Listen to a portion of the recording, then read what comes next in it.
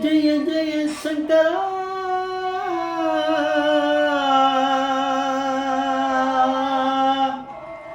ஹர ஹர சங்கரா ஜெய ஜெய சங்கரா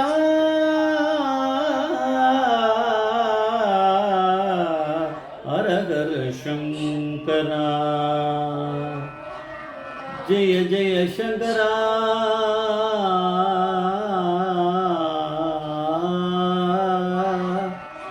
ஹர ஹர சங்கரா ஜெய ஜெய சங்கரா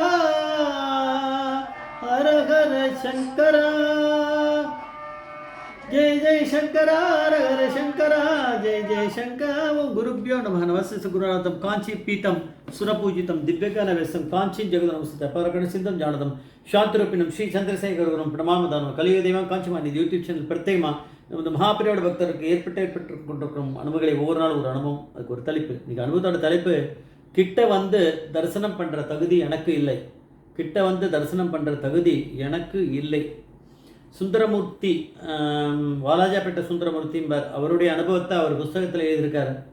மகாபிரியா வந்து கார்வேட் நகர், தமிழ்நாடு ஆந்திரா பார்டரில் இருக்குது. அந்த இடத்துல 800 தாண்டி அந்த இடத்துல வந்து பெரியவா வந்து ஒரு பரமேஸ்வரன் அந்த கோவிலில் வந்து பக்கத்தில் அங்கே வந்து முகாமில் இருந்தார்.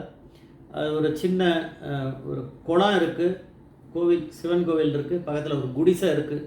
அந்த குடிசைக்குள்ளே பெரியவா தான் தங்கியிருக்கார். அங்கே தான் தரிசனம்லாம் எல்லாம் வர்றது போகிறதுலாம் அந்த குடிசைக்குள்ளே வரணும் போகணும். அப்படின்னா பெரியவா வந்து எப்படி ஒரு இதில் இருந்திருக்காருன்னு பார்க்கணும் நம்மலாம். அதை மாதிரி இடத்துல தான் தரிசனம் கொடுத்துருக்காரு. அன்றைக்கி ஒரு நாள் என்ன பண்ணியிருக்கார், பெரியவா சொன்னால் ரொம்ப ரஷ்ஷாக இருக்குது, கண்ட்ரோலே பண்ண முடியாத அளவுக்கு. அப்போ அவர் மட்டும்தான் இருந்திருக்காரா இருக்கும் சுந்தரமூர்த்தி. அவரால் மேனேஜ் பண்ண முடியலன்னு சொன்னார்.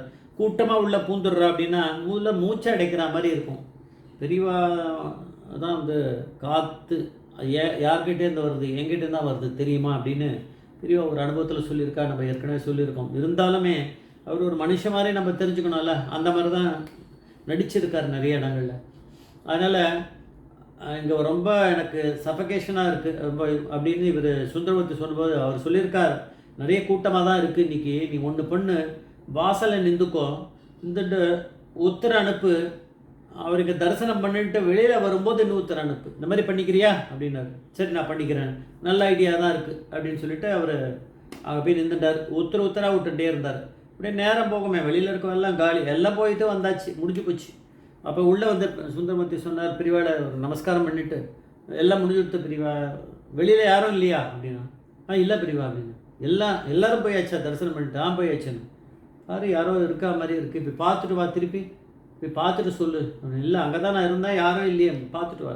போனார், இப்படி பார்த்தார், திருப்பி வந்தார். இல்லை பெரியவா யாரும் அப்படின்னா. இல்லையா, நன்னா பாரு, போய் பாரு யாராவது இருக்காளா பாரு அப்படின்னு.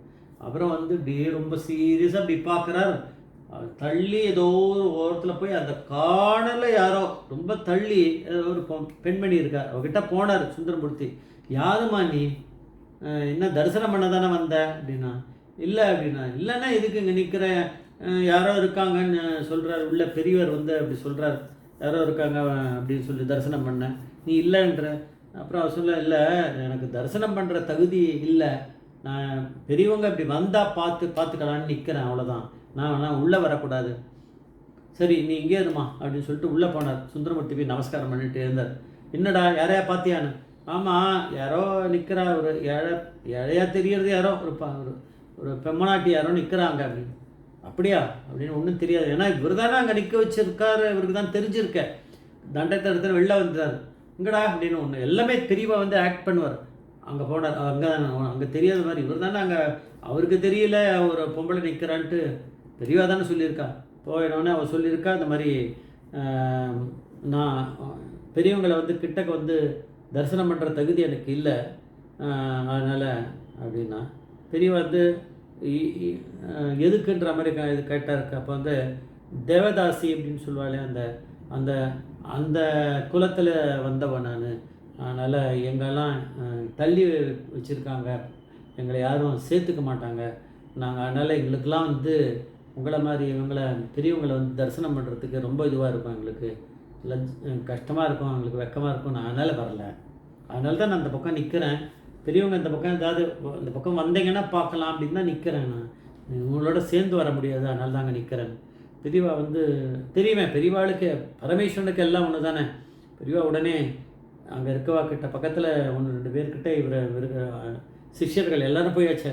அவர்கிட்ட சொன்னார், இவன் வந்து அந்த பரமேஸ்வரனுக்கு இந்த நடனம் ஆடுவாளே அவள் தான் அந்த குலம்ன்றா. வா பாரு, அவள் எப்படி கஷ்டப்படுறா, யாராவது இருக்காளா இங்கே அப்படின்ட்டு பார்த்தா யாரோ ஒரு மனுஷன் அங்கே நிற்கிறார். அவர் எங்கேருந்து வந்தார் என்னன்னு தெரில, பெரிய மனுஷர்.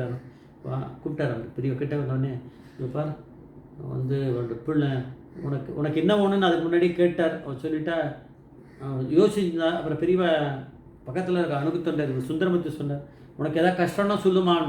அதான் என் பிள்ளைக்கு வீட்டுக்கார் போயிட்டார், பிள்ளைக்கு ஒரு வேலை கிடைச்சா நல்லா இருக்கும், குடும்பத்துக்கு சாப்பிட வழி இல்லை அப்படின்னு அவன் சொல்லியிருக்கா. அப்போ வந்து உடனே பெரியவா வந்து பாரு, ஈஸ்வரனுக்கு நடனம் ஆடுறவா அதான் பரமேஸ்வரன் பார்த்து அதான் சந்தோஷப்படுறார். அப்படிப்பட்ட ஒரு குலத்தில் வந்தவ சொல்கிறா எங்களை ஒதுக்கி வச்சுருக்கான்.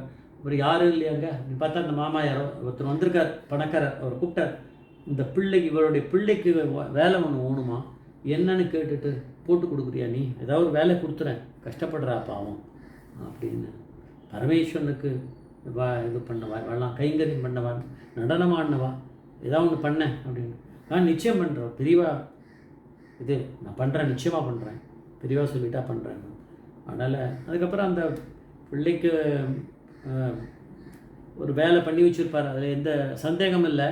ஆனால் அவர் அந்த தேவதாசி அந்த பெண்மணியை வரவழைச்சது யாருன்னா பரமேஸ்வரனுக்கு தான் நடனமாடி இருக்கா. அதனால் மகாபிரிவா தான் நினச்சா தான் எல்லாமே நடக்கும் நம்ம தெரிஞ்சுக்கலாம். ஜெய ஜெயசங்கர மகாபிரிவா பாதமேஸ்வரன் மகாபிரிவா பாதமேஸ்வரன்.